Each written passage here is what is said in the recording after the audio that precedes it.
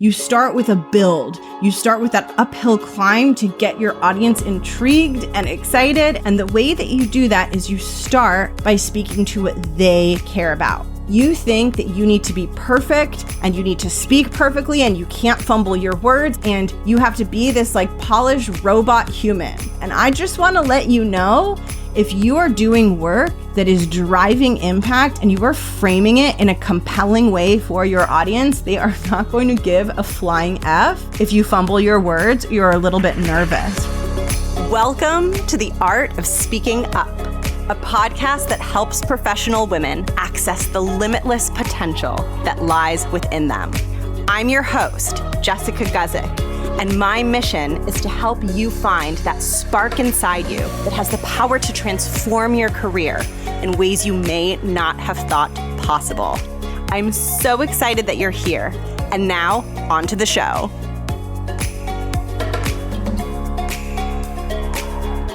Welcome to the podcast. Thank you so much for tuning in. It is so good to have you listening.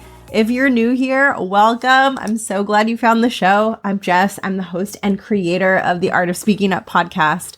I do this show because I used to have a career in the 9-to-5 space, super successful career, but I struggled so much with finding my voice and building confidence. And I went on my own journey of learning to believe in myself and push past the imposter syndrome. And ultimately, I built a really successful career. But I felt like there was a lack of honest, transparent conversation about some of the barriers and internal obstacles that we face in the workplace as ambitious women. And I started this show because I really wanted to speak to those things in an honest and transparent way. I wanted to share my story in a very open and honest way and just make you feel less alone if you are going through a rough patch or having troubles believing in yourself.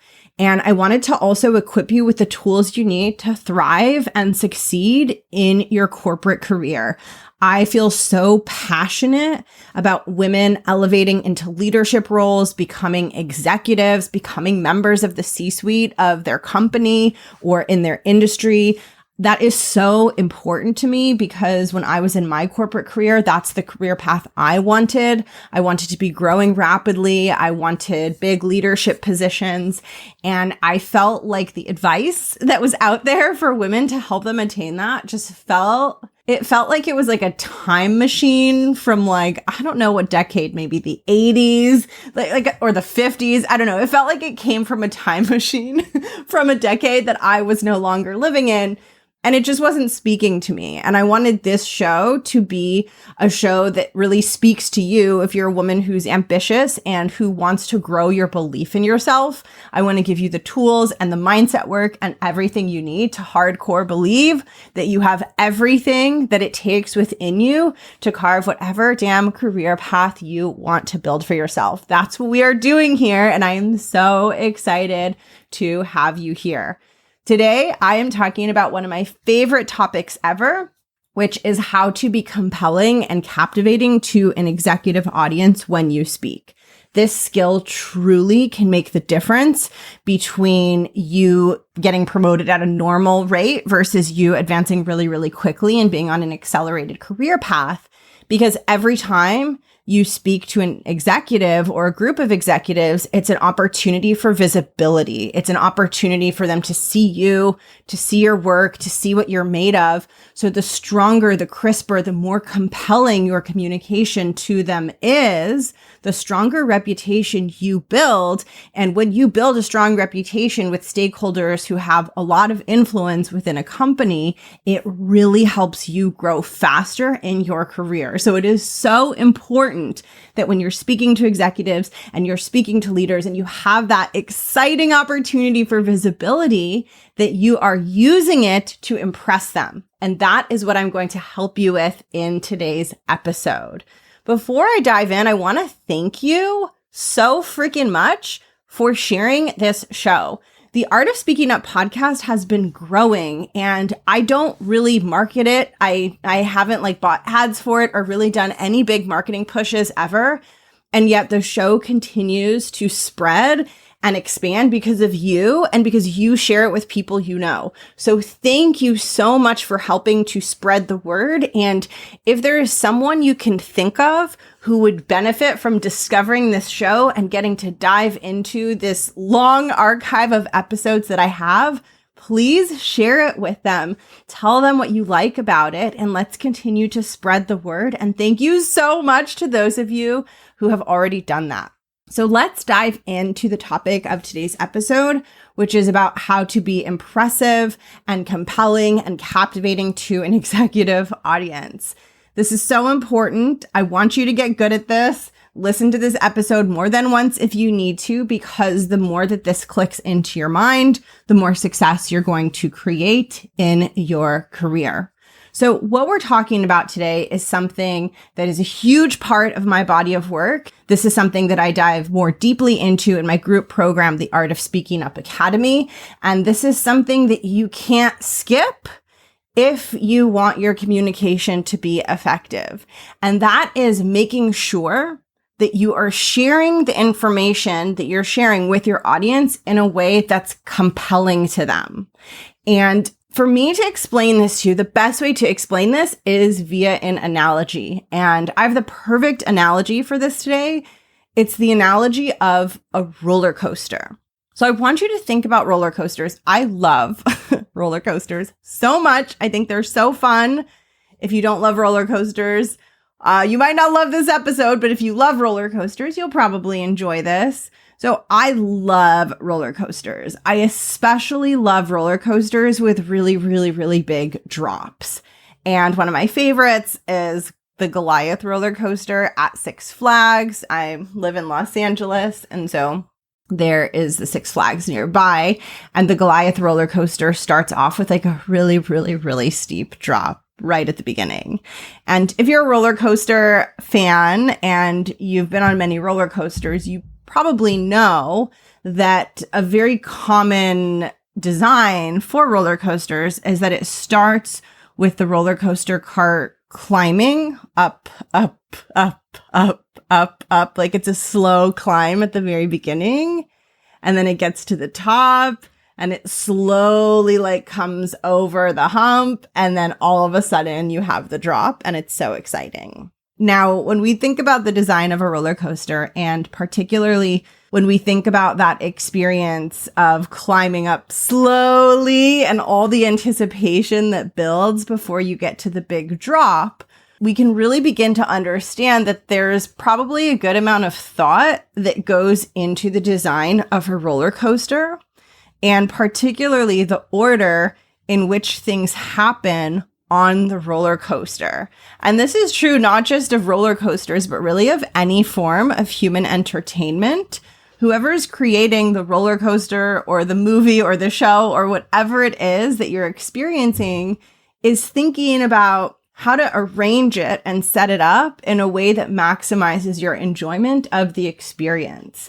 And one of the reasons that the roller coaster is so fun is because of the way that it's set up and the way that it's built. So the drop, and that big drop that you experience right at the beginning, is much more fun and much more exciting because of all the anticipation that gets built when you're on the ascent and you're slowly climbing towards the top before getting to that big drop. I can even hear the clicking sounds that it makes. Like I'm hearing those clicking sounds in my mind, and I'm remembering like how exciting and scary it is and how the anticipation is building and how slow the roller coaster car is going up that ascent, right? The slowness also builds to the anticipation.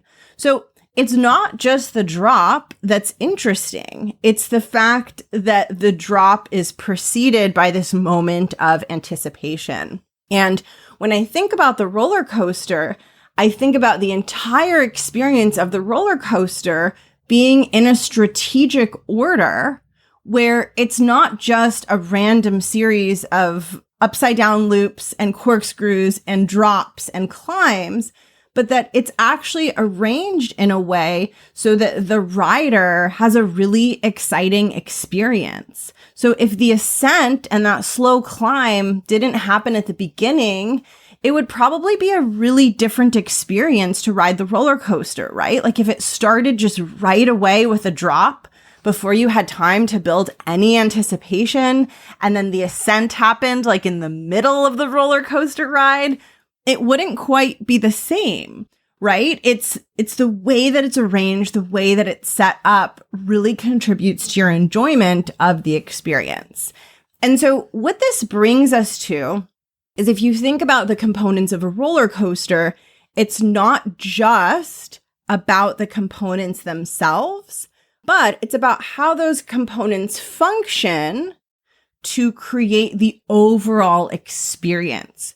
So in other words, the ascent isn't just about the ascent, but it's about how the ascent builds the anticipation for the drop. So you can think about it as there's the actual part of the roller coaster, whether it's the drop or the ascent or the corkscrew or whatever it might be. But then there's the reasoning behind it. There's the thought process behind why that particular part of the roller coaster was included at that particular point in time. And there's a reason for it. So the ascent wasn't just slapped on just because, but it's there to build anticipation. This is the perfect way to understand communication, and it's the perfect lens for you to use if you want your communication to be more effective and more compelling to a sophisticated audience. The pieces of information that you share are like parts of a roller coaster. In addition to the very literal information that you're sharing, the order in which you present that information is going to have an enormous impact on how your audience takes it in. So just like if we were to design a roller coaster and we did it randomly, and we were like, okay, it'll start with a loop and then an ascent and then a drop and then it'll be flat, and we didn't think at all, well, how is that all going to fit together and what kind of experience will that be for the rider? That could become a very bizarre roller coaster, despite the fact that all of the parts of it are normal parts of a roller coaster, because we haven't stopped to think about, hold on, when someone first starts riding, the first thing we need to do is build anticipation. And then we need to make sure that that first drop or that first part of the roller coaster is one of the most exciting things, because it's going to set the tone for the rest of the roller coaster. So as soon as they get to the top of the ascent, we need one of the most exciting and scary things to be happening immediately after that.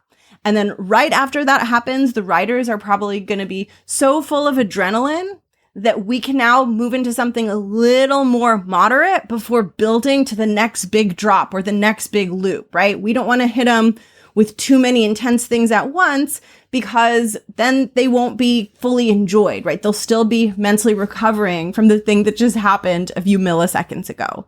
So you can see that there's thoughtfulness to it. And when we think about, okay, what role does each part of the roller coaster play, then we're able to put it together in a way that's really compelling. And your communication is exactly the same. Everything that you share has an impact on your audience. And you want to be thinking not just about the actual content you're sharing, right? So not just about, okay, there's a drop and there's an ascent and there's a corkscrew and there's a loop. You don't want to just be thinking about the surface level content. You want to be thinking more deeply about how that content fits together to elicit a response from your audience. This is so important. There is a huge difference between just sharing information and thinking, okay, this is the update that I have. This is what I need to tell this audience. This is what I'm going to share with them. There's a huge difference between doing that and stepping back and asking yourself, what experience do I want to be creating for them as they consume what I'm sharing? And how can I arrange and adjust what I'm sharing so that they have the experience that I want them to have? So it's literally the difference between putting together a roller coaster in a random order and not thinking about how it fits together versus being really thoughtful and strategic about the experience. And the best way for me to bring this into greater detail so that it's easier for you to apply and so that it makes more sense to you is for us to talk about the very beginning of the roller coaster and the very beginning of your presentation or your update or whatever it is you're sharing with executives. The beginning of any experience, whether it's a roller coaster or a meeting or a presentation or a movie, it doesn't even matter. The beginning is a critical moment to make a first impression on an audience. And so with the roller coaster example, what the roller coaster designer often chooses to do with the beginning is build a ton of anticipation and really have people on that slow ascent up to the top of the roller coaster, getting nervous, hooting and hollering, getting excited so that they get the most joy and rush and excitement out of that really big drop. So there's a thoughtfulness to it. There's a strategy to it. And the same is true for your communication. You really want to think about what is the first thing that I want my audience to experience. And again, this is different than thinking, what is the first thing I need to tell my audience? You don't want that lens, right? You don't want to be asking yourself, what is the first thing that I want to tell them? Instead, you want to ask yourself, what is the first thing that I want them to experience? And once you have the answer to that question, then you fill it in with your content, right? Just like the roller coaster designer says, what is the first thing I want the people on the roller coaster to experience? Oh, I want them to experience anticipation and excitement. Okay, that means we're going to start with a climb and it's going to be slow and it's going to slow down even more right when they get to the top. Now, the designer didn't choose that because that's what they wanted to do. They chose that working backwards from the experience that they wanted the audience to have. So now what we're going to do is we're going to apply this to your audience, to an executive audience, and think about what experience do we want them to have at the very beginning? Because this is the easiest place for me to show you how to apply this is the very beginning. So typically, when you're speaking to executives and you ask yourself, what experience do I want them to have at the very beginning? I'm going to cheat for you and I'm going to tell you the answer to that question. The experience that you want them to have is one, you want them to feel compelled to pay attention, and two, you want them to feel excited about what it is you are going to share. I think sometimes we forget that it's our responsibility to make our audience feel invested and engaged. So it's not just about sharing the information with them, but it's also about compelling them to want to listen and to feel excited. This is especially important as you get into higher leadership roles where it's not just about updating people. It's not just about telling people what you've been working on. It's not just about sharing a project proposal or a plan or a recap, but it's about getting your audience invested and excited. Your ability to get your audience invested and excited is what is going to help you get deeper buy-in and drive bigger impact from the work that you do at a broader organizational level. So when I talk about this and I talk about this one tweak that you want to make, it's enormously important because it's the difference between you being able to step into broader leadership and have bigger impact over time versus not. And that is the difference between just sharing the information with your audience versus getting them to feel compelled to listen and excited about what it is you are about to share with them. And just to drive this point home even more, because I really want you to understand just how important this is, I really want you to think about this. If your audience doesn't feel compelled and excited at the very start of your meeting, at the very start of your presentation, at the very start of your update, there is a chance that they will tune out for the entire rest of the update. So if you don't catch them and make them excited during that first 10% of the time, you might not even have them deeply listening the rest of the 90% of the time. That's why this is so critical. Just like with a roller coaster, if you get on a roller coaster and it starts off kind of slow and it's just like a mild drop, you are not going to feel excited about the rest of the roller coaster. I don't know if you've ever had that experience, but I've certainly had the experience of like you get on a roller coaster and you kind of realize like, oh, this one's not so good. It's not so scary. And then you start thinking, oh, I just like want this to end so we can get off this roller coaster and find a good one, right? It's like you get on one and you didn't realize, oh, this one's like kind of for kids. Like this isn't one of the big scary ones. And you're like, oh, now I have to like just sit on this roller coaster until it's over. And you know that right away. Like you know that from the beginning. So we don't want your audience to have that experience when you are communicating. We want them to have the opposite experience where the roller coaster is going like up this long climb to the top and they're thinking, oh, this is going to be good. I'm excited for this. So hopefully now I've convinced you about why this is so important. And now we're going to talk about what that looks like and how you do that. And in order for me to really show you that, we have to go inside the mind of your audience. So when you're speaking to leaders and you're speaking to executives, here's some cold, harsh truth. I don't mean for this to sound harsh, but we have to talk about this and look at this in order for you to become a really effective communicator. So this is not like a personal thing. This applies to everyone. This is just human psychology. But your executive audience, they don't care about you. They don't care about your project. They don't care about your update. Like, it's good to go in with the baseline assumption of they just don't care. Here's what they do care about.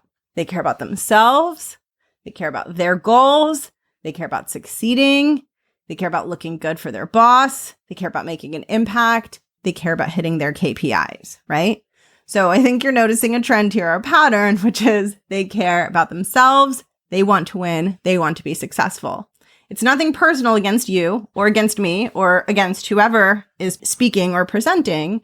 We tend to be interested in ourselves, right? Especially in a work setting. We have things to do. So they're not showing up to your meeting out of the kindness of their heart because they just want to be there as an audience member.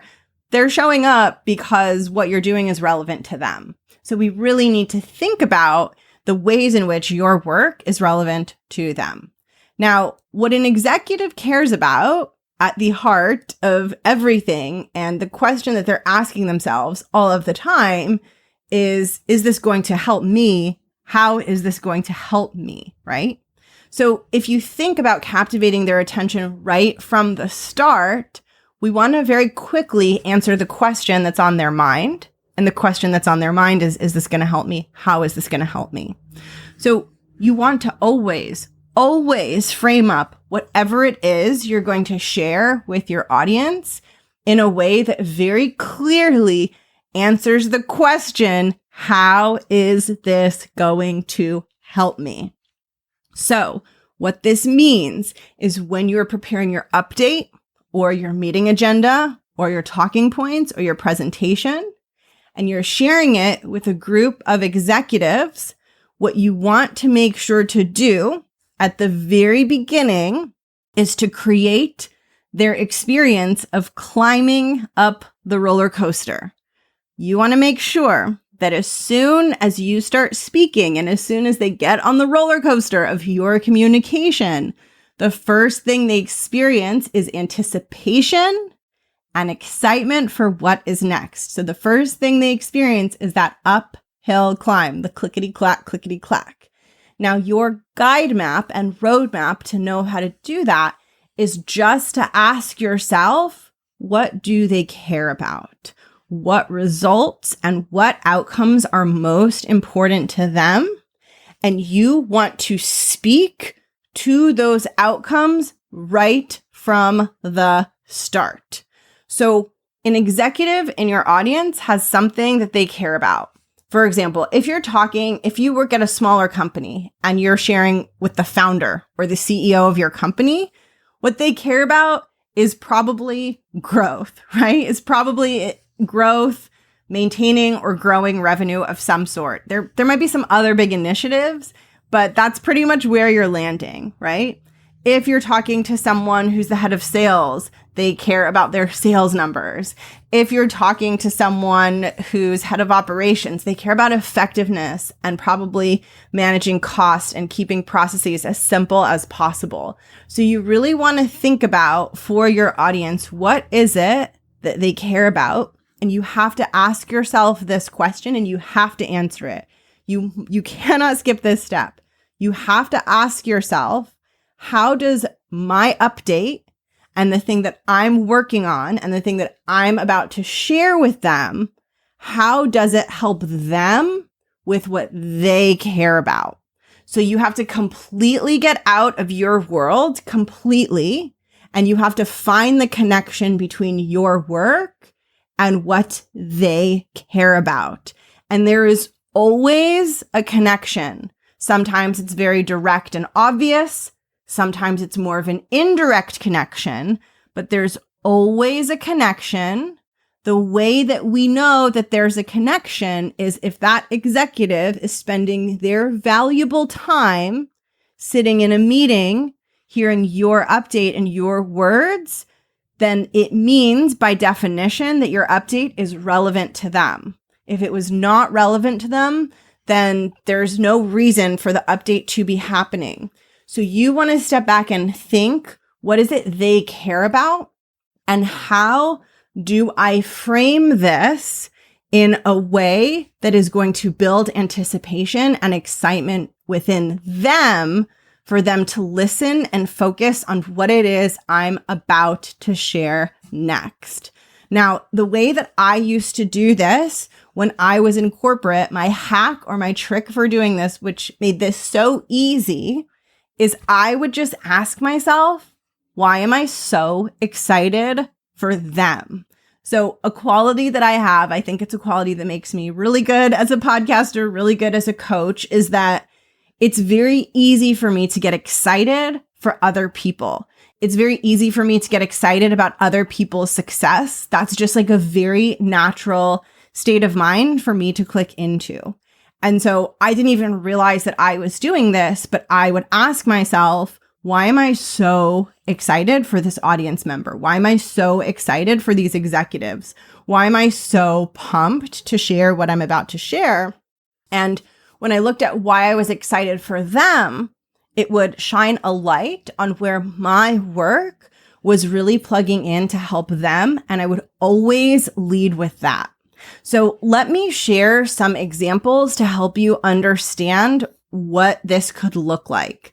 Let's say you are working on a research proposal. You want to research customers of your company's product to understand more about how they use and interact with the product.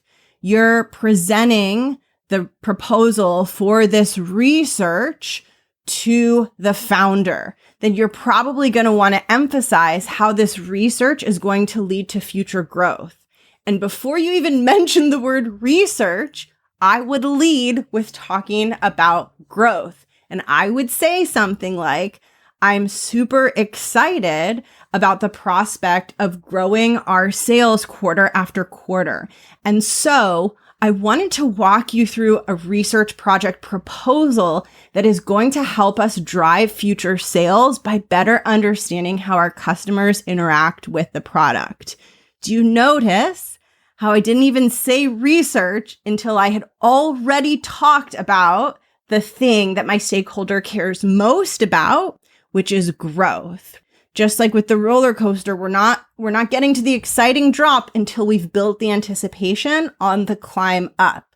Now, I could take this same exact research project, and if I'm presenting it to a different audience, to an executive who cares about something different, then I'm going to frame it in a different way. So for example, if I'm presenting that same research project, let's say to the head of marketing, then I want to think about, well, the head of marketing probably cares about the effectiveness of their marketing efforts. So instead of me leading by saying, I'm so excited about the possibility of growing revenue, I'm going to say, I'm so excited about the possibility of us becoming more targeted and effective in our marketing efforts. And then I have to ask myself, how does this update help with that? How does my work help with that? Oh, well, maybe if we understand customers more deeply, that can help us inform our marketing efforts. So why I love this so much and why I love you stepping back to ask yourself this question is because it not only engages your audience at a much deeper level, but it forces you to think at a deeper level. And it forces you to be thinking like a CEO, thinking like a leader, because you're not just in your project and in the weeds of your project. You are stepping back and zooming out and really understanding how you are adding value for all of the different stakeholders at your company. Now, what happens when you do this is people become much more interested in your work because you are clearly showing them how your work is going to help them win. So it goes from just being a bland, boring update that they have to sit through, right? So just like that boring roller coaster where you're like, oh, this was a bad one. How long until this is over? It goes from being that to being the roller coaster that has the longest line, the 3-hour wait that everyone wants to go on, and it becomes very compelling to your audience. Now, what this requires is that you step back and put yourself in their shoes. What is so cool about this, and what I love so much, is that so many of you think that in order to communicate effectively and to crush it in your job and have a really big impact, you think that you need to be perfect and you need to speak perfectly and you can't fumble your words and you can't have a shaky voice and you have to be this polished robot human. And that's what's going to help you be really effective in your job. And I just want to let you know that it is things like this that are actually going to help you be really, really effective. If you are doing work that is driving impact and you are framing it in a compelling way for your audience, they are not going to give a flying F if you fumble your words, you're a little bit nervous, right? Obviously, I want you to be confident. I want you to exude that authority. But in the end of the day, what matters above all else is impact, is results. So when you show people that you are driving impact, you are driving results, there is immediate value. And then sounding confident and exuding confidence and having that polish that you want to have, that's just a cherry on top of an already incredible sundae. And for a lot of you, I'm just going to say it because I think it's going to help you. Not a lot of you, some of you are expending a lot of energy worrying about things that won't have as big an impact as you think they will. So you're expending a lot of energy thinking about how can I sound perfect, right? How can I not fumble? How can I have it be crisp and clean? You're expending a lot of energy thinking about that. But if you care about your career and you want to grow and advance, that energy is much more it's a much better use of that energy for you to be thinking about what your audience cares about and framing your work in terms of how it impacts them. It's a very subtle tweak in how you present your content, but it makes the difference between your stakeholder feeling excited and invested and wanting more versus the meeting being over and they've gone back into their inbox and they've forgotten about it completely. And so rather than getting into perfectionism and trying to be perfect and sound perfect, focus on effectiveness. Focus on creating a compelling experience for your audience, not because you're perfect and you sound amazing, but because you're speaking to the things that they care about and feel compelled by the most. So the takeaway that I want you to take from today's episode is that anytime that you are sharing information, you need to be thinking about the experience that you're creating for your audience. And the one very concrete thing that I want you to start doing is I want you to think about every update, every presentation, everything that you're sharing as being a roller coaster. And before you get to the drop and before people get to really experience the roller coaster, you start with a build. You start with that uphill climb to get your audience intrigued and excited and in a state of anticipation. And the way that you do that is you start by speaking to what they care about. And you should be talking about that before you're talking about anything else. So the first things that come out of your mouth should be what they care about. And then you can link that to your work. That is equivalent to the uphill climb. It is going to get them excited for the drop. It is going to help them enjoy the entire roller coaster more, your entire presentation, your entire update more, just through that one subtle shift. If you want to take this deeper, and if you want to get better at tweaking and adjusting your meeting content so that it's very compelling for your audience, grab my this is a relatively new free resource I created. It's called the 3-Minute Meeting Makeover. And it is a quick checklist that you can run through before you kick off your meeting, before you share your update, to make sure that you are hitting on these key pieces that are going to make your content, your update, your meeting much more compelling for your audience. You can grab the 3-Minute Meeting Makeover by heading to jessguzikcoaching.com/free resources, and I will drop the link in the show notes. Thank you so much for being here. Thank you so much for listening to the podcast. I am so appreciative of your time and your energy and your focus, and I will catch you in the next episode. Bye.